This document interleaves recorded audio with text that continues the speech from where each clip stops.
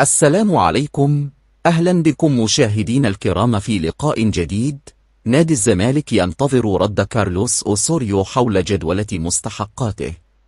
ينتظر مسؤول نادي الزمالك رد الكولومبي كارلوس أوسوريو المدير الفني السابق للفريق حول عرض جدولة مستحقاته المالية التي يحق له تقاضيها من القلعة البيضاء بعد فسخ عقده، خاصة أنه أبلغهم في جلسة الثلاثاء الماضي بمنحه فرصة لدراسة طلباتهم.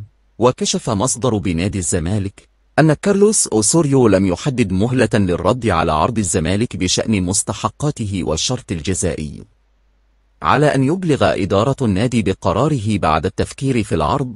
وأضاف المصدر أن كارلوس أوسوريو سيوافق على عرض الزمالك بتقسيط المبلغ، خاصة أنه الحل الأفضل له في الفترة الحالية، قائلا: كارلوس أوسوريو سيوافق على العرض المالي المحدد الذي قدمناه.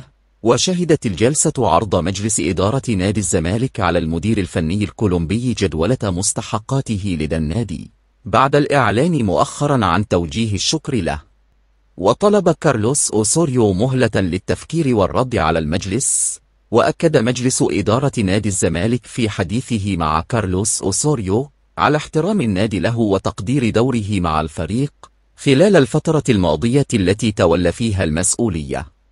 ورحب أعضاء مجلس إدارة نادي الزمالك بالمدير الفني السابق للفريق داخل مقر القلعة البيضاء، وتم التأكيد على ضرورة إنهاء التعاقد بالشكل اللائق للطرفين.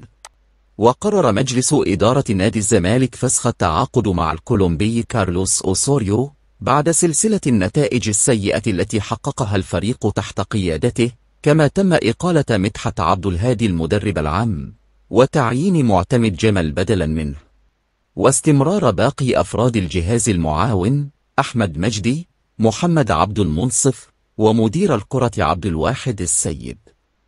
وكده وصلنا لنهاية الفيديو. شكرا على حسن مشاهدتكم، وإلى لقاء جديد. السلام عليكم. لا تنسوا الاعجاب بالفيديو والاشتراك في القناة تشجيعا لنا لنستمر بنشر المزيد إن شاء الله.